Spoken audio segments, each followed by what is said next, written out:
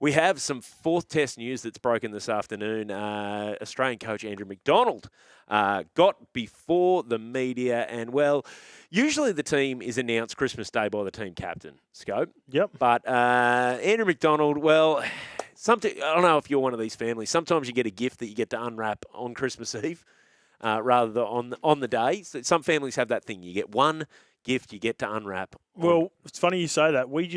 I was just away up in Foster where my family's from. So we had Christmas early for my daughter. We went to Foster and she got to open up some presents from my partner's side of the family, nice and early. And then she'll get some more from my side of the family. So Andrew McDonald is like my Foster family, opening up a few presents nice and early for us before the announcement. Is that what he's done? He has. He's given us the gift of letting us know that Sam Konstas will make his test debut on Boxing Day. Travis Head, well, he also said he remains uncertainty. But let's have a listen to what Andrew McDonald had to say about Sam Konstas. That's not it. Played a short musical interlude at the start of his press conference. Then he had his game in a good place at the moment. So and he'll play Boxing Day. So I'll get that one out of the way. Yeah, I mean, we said from the get-go when leading into the summer that we wouldn't shy away, and age was no barrier. And what he's shown is a array of shots, the ability to put pressure back onto opponents. And he gets his opportunities. So we're really excited for him. Boxing Day, the biggest stage. You might as well get that one out of the way early. May as well get that one out of the way early. Boxing Day debut. How good's that? That's the kind of thing you dream of as a kid. But I suppose Sam Konstas only just on the cusp of not being a kid anymore. He's 19. He'll be the youngest to debut since the great Paddy Cummins was 18 and made his debut back in 2011. Obviously shown a lot of good form early in the summer. He's and then shown some good form in the BBL. I don't know how much that translates to Test cricket, but obviously seeing the ball well this summer. How much do you think pressure is going to be put on like a 19-year-old going out on such a big occasion? I know it's sold out there at the MCG. There's every chance Australia bat first.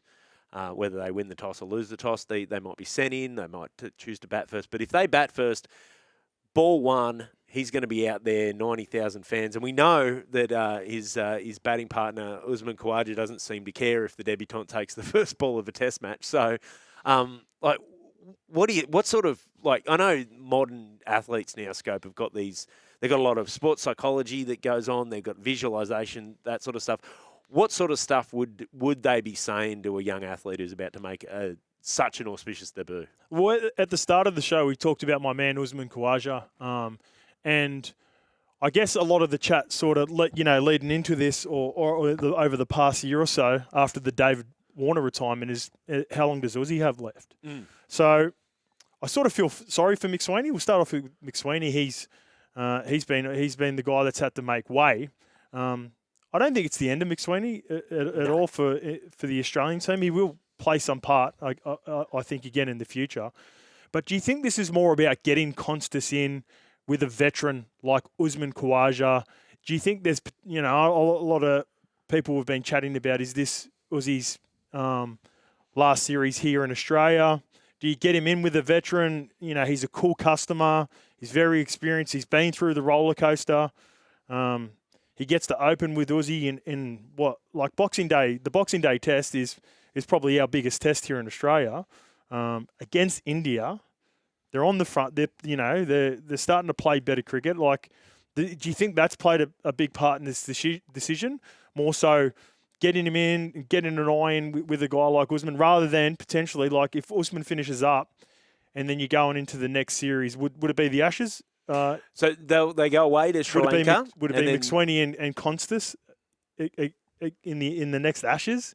How comfortable do you feel that for Konstas, but that being his first time opening for Australia? So do you think that's played a part in the decision? I personally think that there's a couple of things that are at play here. I think you're right. I think it's been hard for McSweeney. It's hard on him that they weren't able to give him the full summer. But I think that's probably part of, you'd love to give him a full summer, but we don't have the luxury of doing that in that this Test series needs to be won. We're currently 1-1, and the top order, it's been in different form from the rest of the top order. If you debut into a side where everyone else is in form, then that takes a little bit of the pressure off you. You're not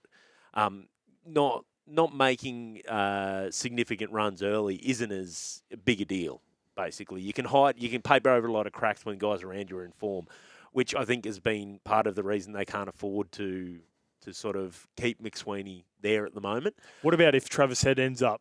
If we're all expecting him to play. We all think he's probably going to play. He is under an injury cloud. What if Travis Head doesn't play? And then I feel like the pressure even more so for Konstas and obviously Aussie and Steve Smith to make runs in this Test. If Travis Head's out, he's been the most consistent player for Australia for, the last couple of seasons now. Mate, top of my Christmas list has gone right to the top of my Christmas list is a healthy quad for Travis Head, because without him, I don't think we win. This is what Andrew McDonald had to say about Travis Head during his press conference today.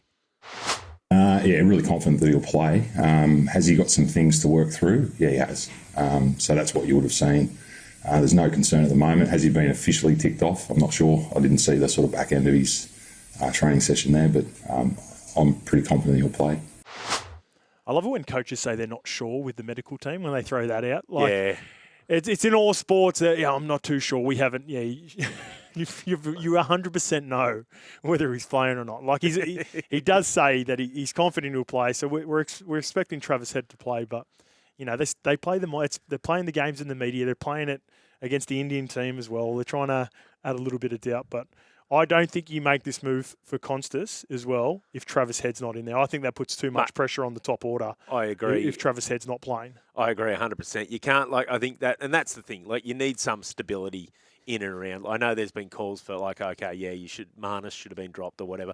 But like you said, you need some stability around debutants. And I think this is probably a good call. I'm with you. McSweeney definitely has a future. I think he'll be back in the baggy green. And look, it's all just whetting the appetite for what is going to be a great Boxing Day Test. Now, we were talking about the Australian Test side. Coach Andrew McDonald made a few little announcements and went before the media today. And, he had an interesting thing to say about, he was asked about the form of Marnus Labuschagne and whether he was concerned, and he had a little interesting response. There's discussions going on, and I think we're pretty much on the record around when he's at his best. He's showing that intent. He's busy at the crease, and we saw that in Adelaide. A significant challenge at the Gabba, and as I said, balls-dominated bat, so a lot of the batters haven't had much flow in this series on both sides of it. So, but when he's at his best, he's busy, he's got that intent, and he can be quite annoying at the crease, and we want to see an annoying Marnus Boxing Day. We want to see an annoying Marnus on Boxing Day. I think we all want to see an annoying Marnus on Boxing Day, but it got me thinking, Marnus is obviously someone who's at his best when he's annoying. Scope, in your career, who did you play with that you knew they were at their best when they were annoying everyone? Oh, the pest is the OG. Two Bulldogs players, Michael Ennis. And he was at his best when he was at the Bulldogs as well. He's renowned. I think he got voted biggest pest by the NRL Players Poll 5 years running or something ridiculous. And then he passed it over to his little mate, a guy I do a show with, Josh Reynolds. The Grub. Oh, the Grub. That's where he got the nickname from. He was an absolute punish to play against. I remember going back to some of the Manly and Bulldogs days, once Desi had gone over to the Bulldogs. There's quite a rivalry there.